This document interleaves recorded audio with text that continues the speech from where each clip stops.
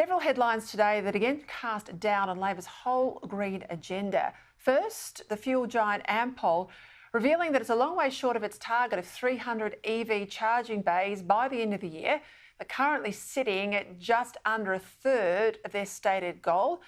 And it's driven not just by the slow uptake of EVs, but also the fact that the grid itself is struggling to cope with supply due to the renewables build-out.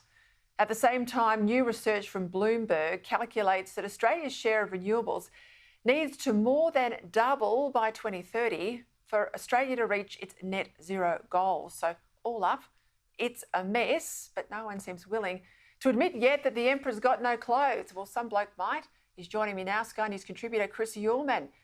Well, you can read a set of numbers, Chris. It's almost impossible to find any numbers anywhere in this whole energy debate that adds up. I'm not surprised by this, but how about you?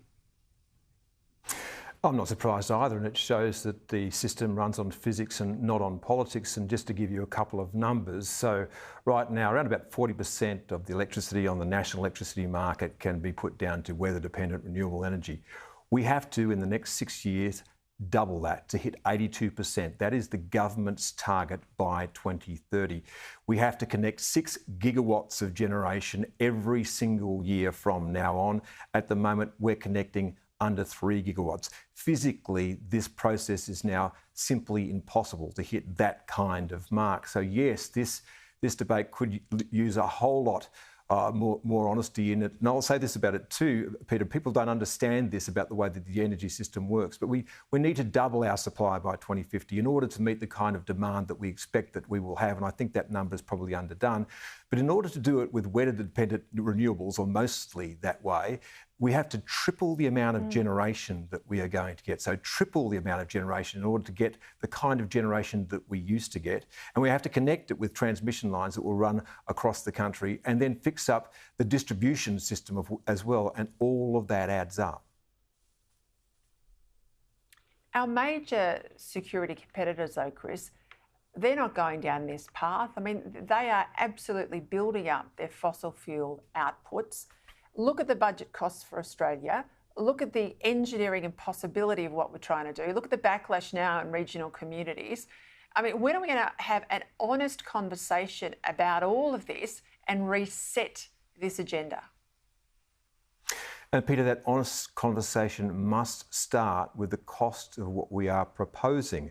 And look at your bill. It's basically broken up into a number of different parts. The wholesale costs of electricity, the transmission cost of electricity, the distribution cost of electricity. At the moment, the wholesale price is on the march. That is going up no matter what they say about it being the lowest cost generation. The problem with it is it's off more often than it's on. We've made gas rare during the winter. What sets the price is gas. That drives up the wholesale price. The cost of transmission is going up because these big transmission projects that we're seeing, they're being slowed down. When they get approved, they have a regulated rate of return. So just one of them, HumeLink, will add $21 a year from now on to every single bill in New South Wales. The distribution network, and you were talking about those, the Ampol being unable to connect to the distribution network, was not designed to have two-way flows of power. Power out by solar energy and power in as it used to be. It can't cope. It will have to be rebuilt. 32% of your bill, Peter. I don't think people have any idea yet about the kinds of costs that we are talking about that will cripple those people who can't have solar power, who have to stay connected to the grid, and that includes our industries.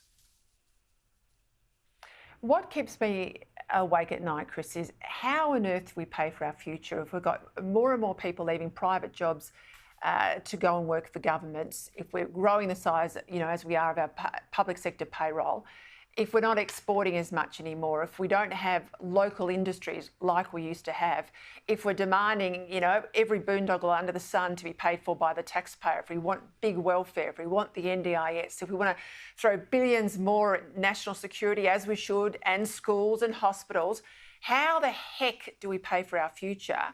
We had a gold mine yesterday knocked back by Tanya Plibersek, $1 billion worth of gold mine.